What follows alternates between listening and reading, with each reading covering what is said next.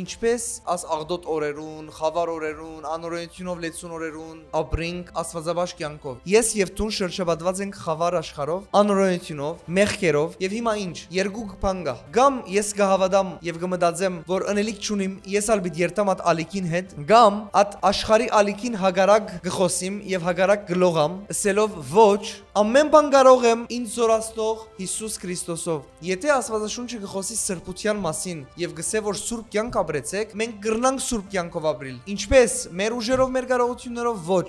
Աստվածային զորությունը հասանելի է մեզի